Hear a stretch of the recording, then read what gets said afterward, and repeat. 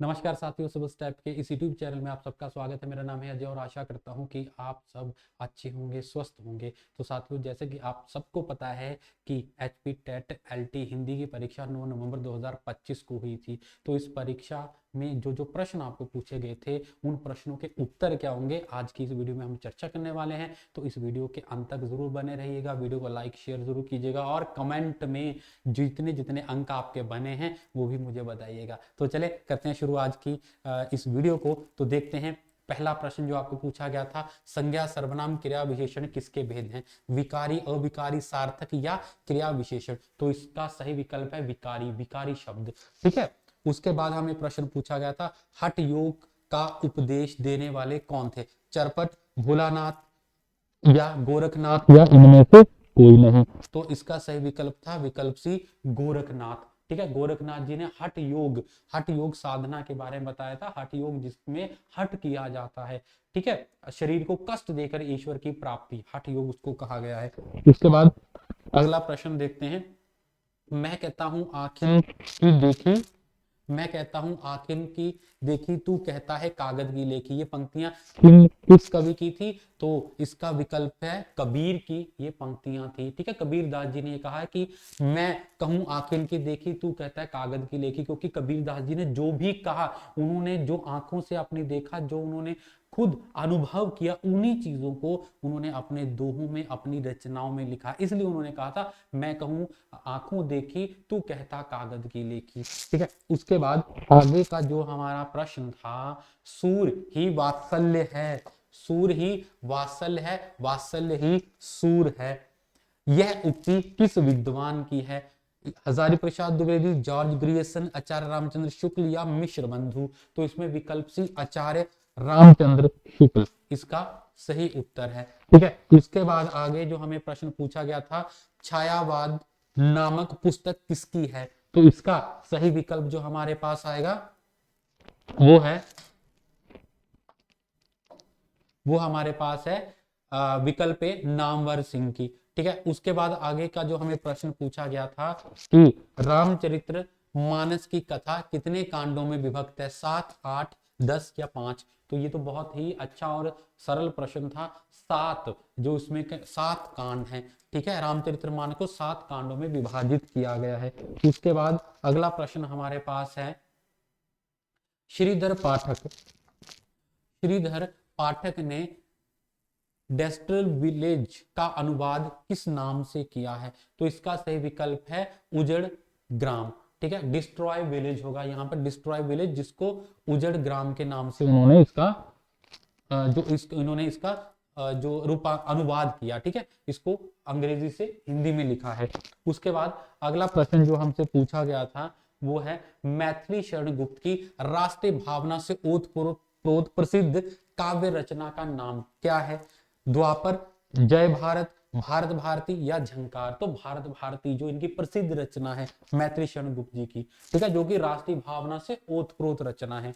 उसके बाद अगला प्रश्न था, परिवर्तन किस कवि की कविता का नाम है? तो ये परिवर्तन जो है वो पंत जी की, ठीक है, पंत जी की कविता का नाम है। उसके बाद हमारे पास आता है, हरी घास पर क्षण भर, हरी घास पर क्षण भर इंद्र धनुष रोंदे हुए, ये के रचयिता कौन है? मुक्तिबोध, अज्ञे, बालकृष्ण शर्मा, नवीन या नरेश मेहता? तो विकल्प ए अज्ञे। ठीक है। अज्ञे जी की ये रचनाएं हरी घास पर क्षण भर, जिसमें उन्होंने गांव और शहर के बारे में बताया है। ठीक है। उसके बाद आगे हम चलेंगे। अगला प्रश्न हमारे पास है, धर्मवीर भारती द्वारा रचित प्रख्यात गीति नाट्य है कनुप्रिया, अंधा युग, ठंडा लोहा या प्रवेश हम तुम? तो इसका सही विकल्प है कनुप्रिया। उसके बाद पानी शब्द में कितने वर्ण हैं? तो पानी शब्द में 4 वर्ण हैं। ठीक है। इसमें विकल्प पूछे गए थे 2, 3, 4 या 5। तो इसमें 4 विकल्प, चार वर्णों के मेल से पानी शब्द बना है।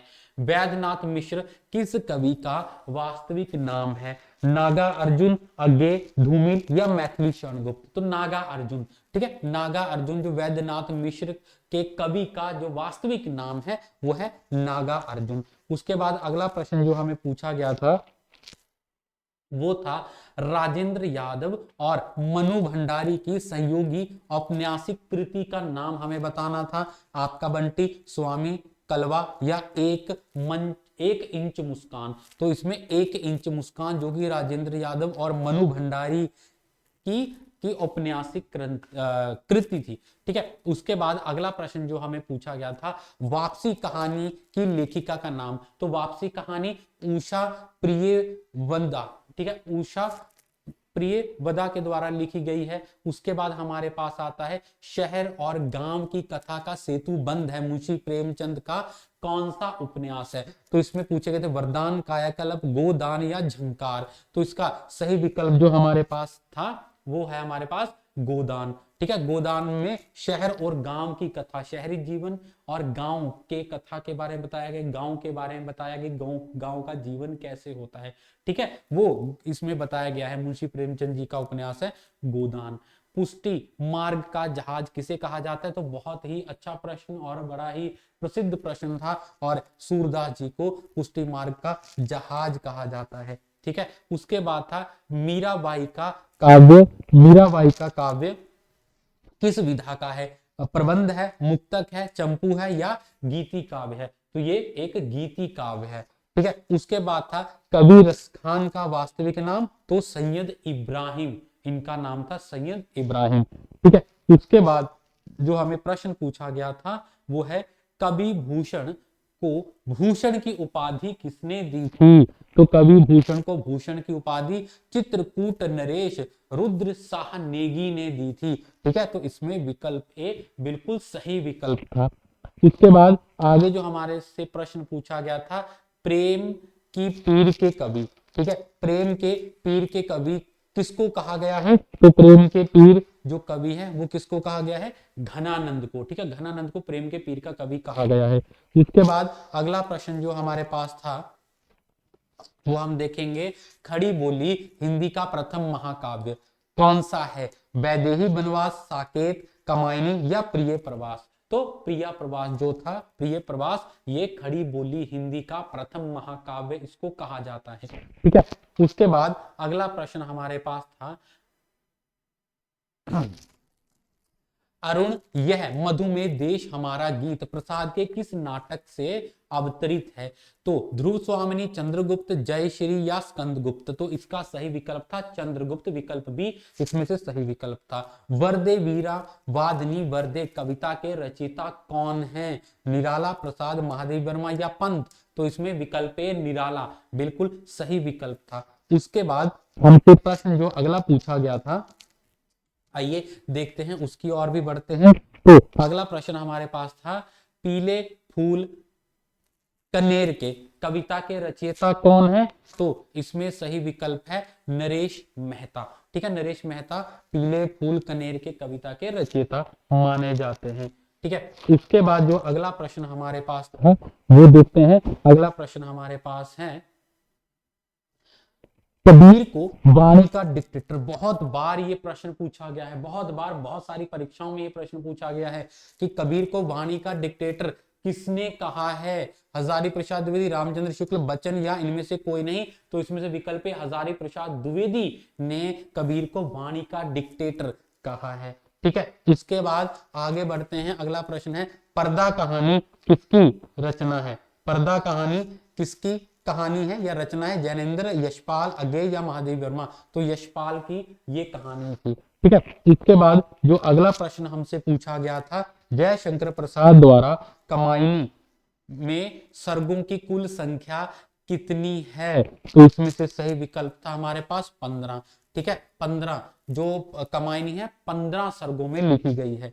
ठीक है, उसके बाद अगला प्रश्न था, अनुवाद शब्द से क्या अभिप्राय है। अनुवाद शब्द से क्या अभिप्राय है। अनुवाद का अर्थ होता है पुनः कथन। पुनः कथन अनुवाद को कहा जाता है। ठीक है, इसके बाद आगे हम देखेंगे, अगला हमारे पास जो प्रश्न था, सूफी संतों की शैली क्या है। सूफी संतों की शैली क्या है। गजल, मसनवी, तर्जुमा या निबंध शैली। तो इसका सही विकल्प है मसनवी। ठीक है, ये जो है सूफी संतों की शैली मानी जाती है। ठीक है, उसके बाद अगला प्रश्न था, सो अजान एक सुजान के रचनाकार का नाम हमें बताना था।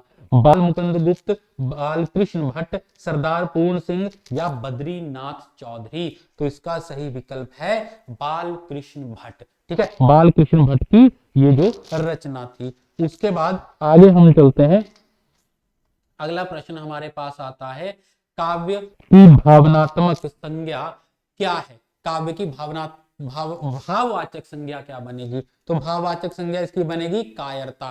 कायर, यहां पर थोड़ा सा टाइपिंग मिस्टेक होगी, यहां पर आना था कायर। ठीक है, कायर की भाववाचक संज्ञा, तो कायर की भाववाचक संज्ञा कायरता बनेगी। थोड़ा सा स्पेलिंग मिस्टेक यहाँ पर हो सकते हैं, देखने को आपको मिल रहे हैं, वर्तनीय शुद्धि टाइपिंग मिस्टेक है। ठीक है, तो उसको देख लीजिएगा थोड़ा सा। उसके बाद है, गोस्वामी तुलसीदास का निधन निधन वाराणसी के किस घाट पर हुआ था? राम घाट, अस्सी घाट, मणिकर्णिका घाट या दशवेशा मेद घाट। तो इसमें से सही विकल्प था विकल्प सी, मणिकर्णिका घाट। ठीक है, उसके बाद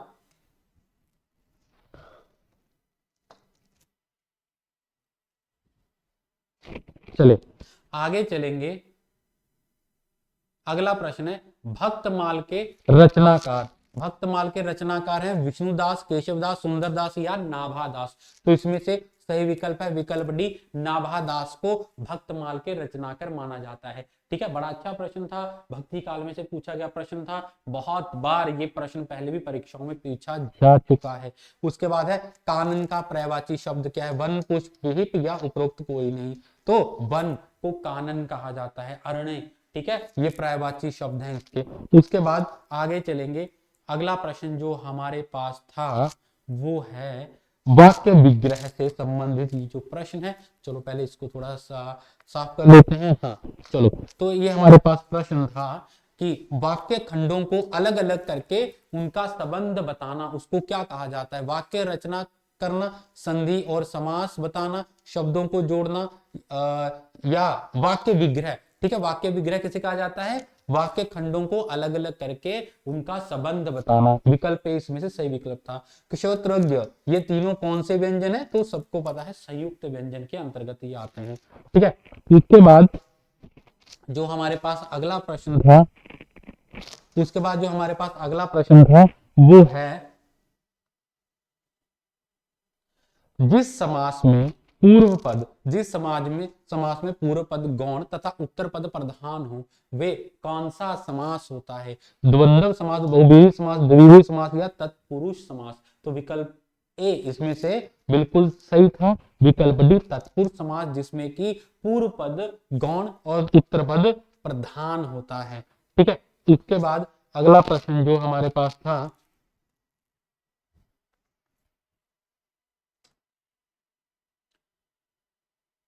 उल्लास का संधि विच्छेद। ठीक है, हमें उल्लास का संधि विच्छेद बताना था। तो उल्लास का संधि विच्छेद जो हमारे पास आएगा उत्लास। ठीक है, उत्लास इसका संधि विच्छेद होगा। तुम जाते हो में कौन सा काल है? ठीक है, तो इसका सही विकल्प है वर्तमान काल, भूतकाल, भविष्य काल या उपरोक्त में कोई नहीं। तो ये हमारे पास वर्तमान काल आएगा। ठीक है, उसके बाद जो हमारे पास अगला प्रश्न था वो था छंद से संबंधित। तो प्रश्न है, छंद पढ़ते समय आने वाले विराम को क्या कहते हैं? गति, यति, तुक या गण। तो ये जो उसमें छंद पढ़ते समय जहां पर हम थोड़ी देर के लिए रुकते हैं उसको कहा जाता है यति। गति होती है छंद को पढ़ते समय, जो हमारी लय होती है उसको गति कहा जाता है। ठीक है, उसके बाद अगला प्रश्न था, इ, च, छ, ज, झ का उच्चारण स्थान किससे होता है? तो वो तालव्य है। ठीक है, तालव्य कि जब हमारी जीवा तालु से स्पर्श करती है। ठीक है, तो ये हमारा उच्चारण स्थान था, इ, च, छ, ज, झ। क कंठ और च वर्ग जो हमारा आ जाता है तालव्य। ठीक है, उसके बाद आगे जैसे हमारा ट वर्ग आ गया। ठीक है, तो ऐसे हम आगे मूर्धन्य हो गया, फिर दंत, ऐसे चलते हैं। इसके बाद अगला प्रश्न देखते हैं। अगला प्रश्न हमारे पास था, गागर में सागर भरने का कार्य किस कवि ने किया है? गागर में सागर भरने का कार्य किस कवि ने किया है? बिहारी ने, घनानंद, सूरदास या मीराबाई ने। तो बिहारी ने गागर में सागर भरने का कार्य किया है। उसके बाद था, चंद्रवरदाई किसके दरबारी कवि थे? तो इसका सही विकल्प था पृथ्वीराज चौहान के दरबारी कवि थे। ठीक है, उसके बाद आगे बढ़ते हैं। अगला प्रश्न जो हमारे पास है ज्ञानपीठ पुरस्कार से संबंधित यहाँ पर प्रश्न पूछा गया था कि ज्ञानपीठ पुरस्कार किस क्षेत्र में श्रेष्ठ कार्य के लिए दिया जाता है? तो इसका विकल्प ए विकल्प बिल्कुल सही विकल्प था, ये साहित्य के लिए दिया जाता है। ठीक है, उसके बाद था अगला प्रश्न हमारे पास हिंदी के सर्वप्रथम प्रकाशित समाचार पत्र का नाम। लगभग हर परीक्षा में ये जो प्रश्न देखने को मिलता है, सम्मेलन पत्रिका, उदंत मार्तंड सरस्वती या नगर प्रचारणी पत्रिका? तो विकल्प बी उदंत मार्तंड जो इसमें था। ठीक है, प्रेमचंद द्वारा विचलित अधूरे उपन्यास का नाम क्या है? गबन, रंगभूमि, मंगलसूत्र या सेवा सदन? तो इसमें से विकल्प सी मंगलसूत्र। ठीक है, इसके बाद जो हमारे पास आगे था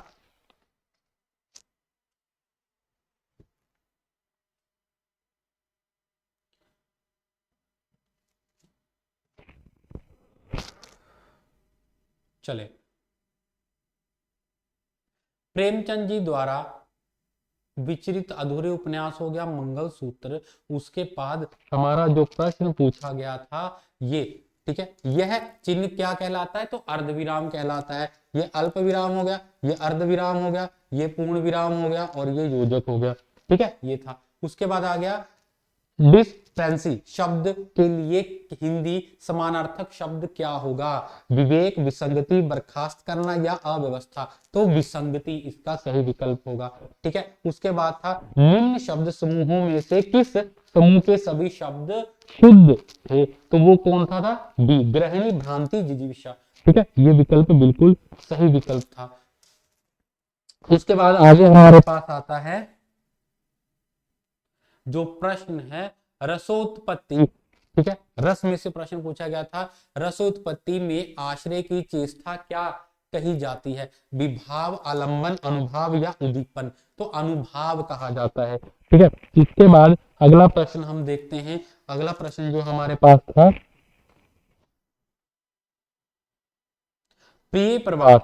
ठीक है, अगला प्रश्न है प्रिय प्रवास में किसकी कथा है? राम, कृष्ण, शिव या विष्णु?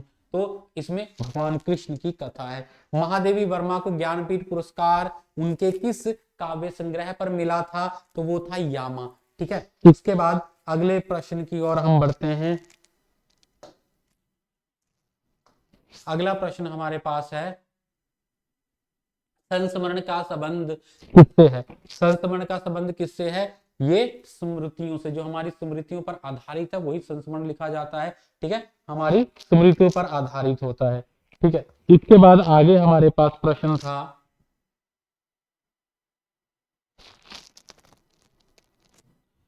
राहों के अन्वेषी। राहों के अन्वेषी शब्द प्रयोगवाद के कवियों के लिए किसने कहा? गिरिजा प्रसाद माथुर, प्रभाकर माचवे, अज्ञे या मुक्ति बोध? तो ये विकल्प यहाँ पर विकल्प सी बिल्कुल सही विकल्प था। उसके बाद है हिंदी भाषा किस परिवार की भाषा है? तो ये भारतीय परिवार की भाषा मानी जाती है। चिंतामणि किसके निबंधों का संकलन है? तो इसका विकल्प सी था आचार्य रामचंद्र शुक्ल। ठीक है, उसके बाद आगे जो हमारे पास प्रश्न था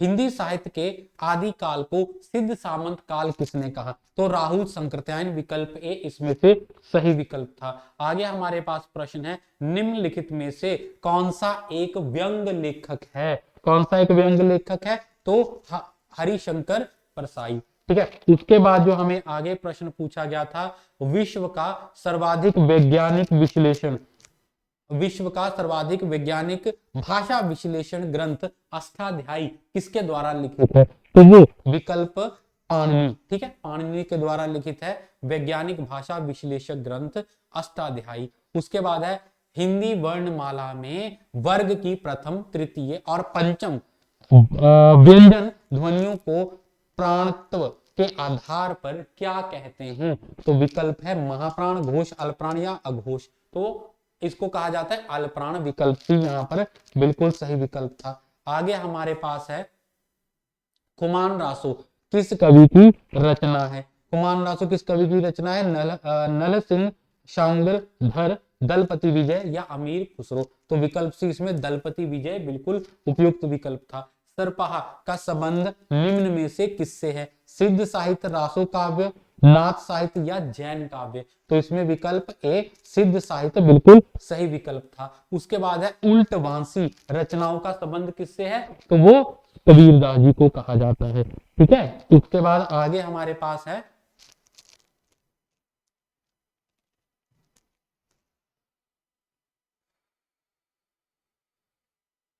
कवि मंझन की प्रसिद्ध रचना। कवि मंझन की प्रसिद्ध रचना निम्न में से कौन सी थी? चित्रावली, मधुमालती, जानकी दास या इंद्रावती? तो इसमें से विकल्प बी बिल्कुल सही विकल्प है, मधुमालती। ठीक है, उसके बाद था 252 वैष्णवों की वार्ता किसकी रचना है? कृष्णदास, रघुनाथ, गोकुलनाथ या नंददास? तो विकल्प सी इसमें गोकुलनाथ बिल्कुल सही विकल्प था। इसके बाद आगे हमारे पास है कवित रत्नाकर के रचयिता कौन है? देव, सेनापति, पद्माकर या चिंतामणि? तो सेनापति इसका सही विकल्प है। कवि कल्पतरु और श्रृंगार मंजरी किस रीति काल कवि की रचनाएं हैं? तो ये चिंतामणि, रीति काल के कवि चिंतामणि की ये रचनाएं हमारे पास आती हैं। उसके बाद हमारे पास आता है वल्लभाचार्य ने किस वाद की नींव रखी थी? तो उन्होंने शुद्धाद्वैतवाद की नींव रखी थी। शुद्धाद्वैतवाद जो था वो वल्लभाचार्य द्वारा ही स्थापित किया गया था। ठीक है, इसके बाद आगे हमारे पास आता है रानी केतकी की कहानी किसके द्वारा लिखित रचना है? मुंशी सदा सुखलाल, ईशा अल्लाह खां, शिव प्रसाद सितारे हिंद या लल्लू जी लाल? तो विकल्प बी ईशा अल्लाह खां। ठीक है, हिंदी का प्रथम उपन्यास इनमें से कौन सा है? तो परीक्षा गुरु हिंदी का प्रथम उपन्यास माना जाता है। उसके बाद हमारे पास था कि हिंदी प्रदीप के संपादक कौन है? प्रताप नारायण मिश्र, बालकृष्ण भट्ट, बद्रीनाथ नारायण चौधरी या ठाकुर जगमोहन? तो विकल्प इसमें बी विकल्प बालकृष्ण भट्ट। ठीक है, इसके जो संपादक माने जाते हैं हिंदी प्रदीप के ललित कला का स्वर्ग युग कौन सा काल माना जाता है? तो गुप्त काल को ललित कला का स्वर्ण युग, स्वर्ण काल कहा जाता है। ठीक है, इसके बाद आगे हमारे पास है ले चल मुझे भुलावा देकर मेरे नाविक धीरे धीरे किसकी पंक्ति है? तो विकल्प प्रसाद, पंत, निराला या महादेवी? तो विकल्प ए यहाँ पर बिल्कुल सही विकल्प था, प्रसाद। ठीक है, प्रसाद कृत कमायनी में कुल कितने सर्ग हैं? तो विकल्प सी 15 सर्ग हैं। ठीक है, उसके बाद आ जाता है युग धारा, प्यासी, पथराई आंखें, भस्मांकुर किसकी रचनाएं हैं? तो विकल्प थे नागार्जुन, त्रिलोचन, रांगे राघव या केदारनाथ अग्रवाल? तो विकल्प ए इसमें से नागार्जुन बिल्कुल सही विकल्प था। उसके बाद आता है आधुनिक युग का श्रेष्ठ महाकाव्य किसे माना जाता है? साकेत, कमायनी, उर्वशी या प्रिय प्रवास? तो कमायनी को बिल्कुल उपयुक्त विकल्प भी आधुनिक युग का श्रेष्ठ महाकाव्य माना जाता है कमायनी को। गीत परेश किस कवि की रचना है? आगे भवानी प्रसाद मिश्र, प्रसाद या केदारनाथ? विकल्प भी भवानी प्रसाद मिश्र इसमें से बिल्कुल सही विकल्प है। उसके बाद हमारे पास आता है ठेठ हिंदी का ठाठ किसका उपन्यास है? प्रसाद, प्रेमचंद, अयोध्या सिंह उपाध्याय या फिर यशपाल? तो विकल्प सी अयोध्या सिंह उपाध्याय इसका विकल्प बिल्कुल सही विकल्प है। उसके बाद आता है अंधों का रंगमंच किसे कहा जाता है? तो रेडियो नाटक को अंधों का रंगमंच कहा जाता है। ठीक है, जमीन पक रही है किस प्रकार का संग्रह है? उपन्यास है, नाटक है, एकांकी है या काव्य संग्रह है? तो विकल्प डी ये एक काव्य संग्रह है। ठीक है, इसके बाद हमारे पास आता है लोक के राग विराग, हर्ष विषाद, सुख दुख की सहज अकृत्रिम स्वाभाविक व सरस अभिव्यक्ति का नाम है लोक साहित्य। ठीक है, लोक साहित्य कहा जाता है। विकल्प इसमें से बिल्कुल सही विकल्प था। उसके बाद आता है मनोरी किस कहानी का पात्र है? तो मलबे का मालिक जो कहानी है मनोरी उनका पात्र है। अंगद का पांव निबंध के निबंधकार कौन है? श्री लाल शुक्ल। ठीक है, अंगद का पांव श्री लाल शुक्ल द्वारा लिखित निबंध है। उसके बाद आता है भारतेंदु हरिश्चंद्र जी द्वारा संपादित पत्रिका का नाम? तो वो है कवि वचन सुधा। ठीक है, कवि वचन सुधा आती है। उसके बाद हमारे पास है, इनमें से कौन मुंशी प्रेमचंद जी द्वारा रचित कहानी कफन का पात्र नहीं है? बुधिया, मधुआ, घीसू या माधव? तो इसमें से मधुआ जो पात्र है वो मुंशी प्रेमचंद जी द्वारा रचित कहानी कफन का पात्र नहीं है। ठीक है, उसके बाद हमारे पास आता है उद्देश्य और विधेय किसके अव्यय हैं? तो शब्द, अर्थ, वाक्य या वर्ण? तो वाक्य के। उद्देश्य और विधेय किसमें होते हैं? वाक्य में होते हैं। उद्देश्य जिसके बारे में कुछ कहा जाए, विधेय जिसके बारे में, उद्देश्य के बारे में जो कुछ कहा जाता है उसे विधेय कहा जाता है ना। रौद्र रस का स्थायी भाव क्या है? रौद्र रस का स्थायी भाव क्रोध को माना गया है। संचारी भावों की संख्या कितनी मानी गई है? संचारी भावों की संख्या जो है वो 33 मानी गई है। ठीक है, यहाँ पे टाइपिंग मिस्टेक हो गई है, 33 आ जाएगा यहाँ पर। ठीक है, इसको 33 कर लीजिएगा। 33 संचारी भावों की संख्या मानी गई है।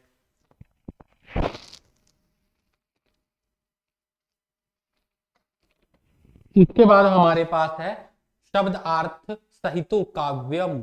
यह काव्य लक्षण किस आचार्य द्वारा दिया गया है? आचार्य भामा द्वारा ये जो है जो ये लक्षण दिया गया है काव्य का। ठीक है, उसके बाद हमारे पास आता है गुण दोषों का सम्यक मूल्यांकन करने वाले वाले के लिए एक शब्द लिखेंगे। तो इसका गुण और दोषों का सम्यक मूल्यांकन करने वाले के लिए कहा जाता है समीक्षक।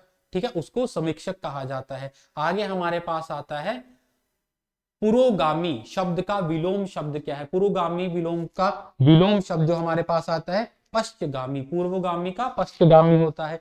जयद्रथ वध किस लेखक की कृति है? तो वो मैथिली शरण गुप्त की कृति है। उसके बाद आ जाता है प्योमचर्यो किसकी रचना है? तो वो स्वयंभू की रचना है। गोस्वामी तुलसीदास कृत कवितावली की भाषा क्या है? तो विकल्प इसमें ब्रज भाषा।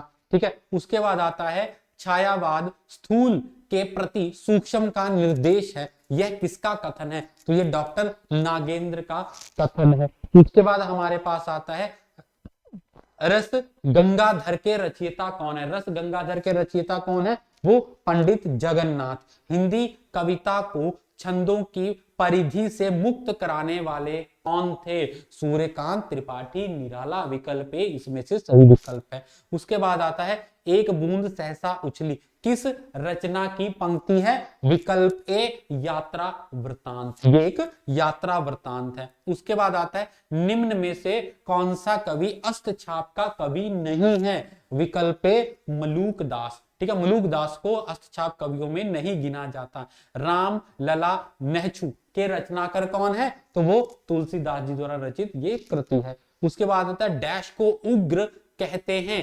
पांडे वेचियन शर्मा। पांडे वेचियन शर्मा को उग्र कहा जाता है। उसके बाद कवि बिहारी किस राजा के दरबारी कवि थे? तो राजा जय सिंह के। कवि बिहारी राजा जय सिंह के दरबारी कवि थे।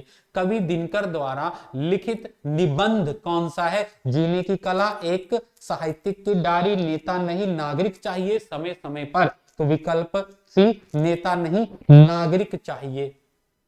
अग्नि कैसा शब्द है? तो अग्नि तत्सम शब्द है। ठीक है, कहां गया?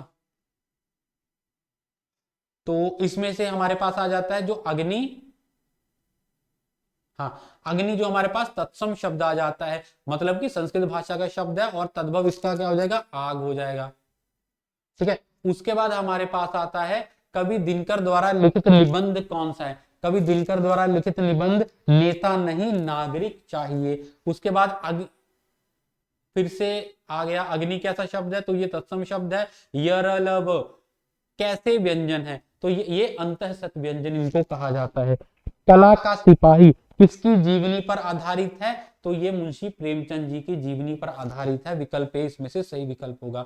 वृक्ष से पत्ता गिरता है, इस वाक्य में कौन सा कारक है? तो इस विकल्प का सही विकल्प है अपादान कारक है, जहां पर विभक्ति बताई जाती है, अलगाव दिखाया जाता है, दूरी बताई जाती है। ठीक है, सरकारी पत्र की भाषा शैली कैसी होनी चाहिए? तो इसकी भाषा शैली औपचारिक होनी चाहिए। विकल्प बी इसका सही विकल्प है। किस बादशाह ने मलिक मोहम्मद जायसी शाही की क्रूरता का मजाक उड़ाया था? विकल्प डी शेर शाह सूरी ने। उसके बाद आ जाता है अलंकारों के कितने भेद माने जाते हैं? अलंकारों के 3 भेद माने जाते हैं। ठीक है, 3 भेद माने शब्द, अर्थ और उभयालंकार। ठीक है, उसके बाद हमारे पास कहीं कहीं पर 4 पाश्चात्य अलंकार भी बताया गया है, कहीं पर 3 कहीं पर 4 भी बताया गया है। ठीक है, दोहा, सोठा, रोला, चौपाई आदि छंद क्या है? ये मात्रिक छंद है। ठीक है, उसके बाद आता है शारदा लिपि का संबंध किस राज्य से है? तो वो जम्मू कश्मीर। शारदा लिपि का संबंध जम्मू कश्मीर से है। उसके बाद आता है आकाश दर्शन निबंध के लेखक का नाम हमें बताना था, तो विकल्प बी जवाहरलाल नेहरू। ठीक है, उसके बाद आता है लहरू के राजहंस रचना किस विधा से संबंधित है? विकल्प बी नाटक से यह संबंधित है। उसके बाद आता है वक्रोक्ति सिद्धांत के प्रवर्तक आचार्य का नाम। ठीक है, तो ये आचार्य कुंतक। ठीक है, वक्रोक्ति सिद्धांत। उसके बाद निम्न रचनाओं में से ज्योतिषी विचार संबंधी रचना कौन सी है? तो विकल्प ए रामाज्ञ प्रश्न, ये विकल्प यहां पर सही विकल्प था। 119वां प्रश्न था राजपुरुष में कौन सा समास है? तो इसमें तत्पुरुष समास है, राज्य का पुरुष। ठीक है, उसके बाद भोलानाथ तिवारी ने छठी बोली को क्या नाम दिया? तो उन्होंने छठी बोली को कौरवी नाम दिया। ठीक है, तो ये थे हमारे हिंदी के 120 प्रश्न।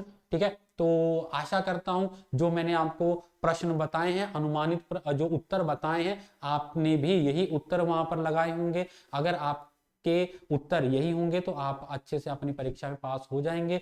और आपके कितने कितने अंक बने नीचे कमेंट बॉक्स में जरूर बताइएगा। वीडियो में अंत तक बने रहने के लिए बहुत बहुत धन्यवाद। एक बार इस वीडियो को लाइक शेयर जरूर कर दीजिए और इस वीडियो के लाइक शेयर के बाद हमारे चैनल को सब्सक्राइब करना ना भूलें। धन्यवाद।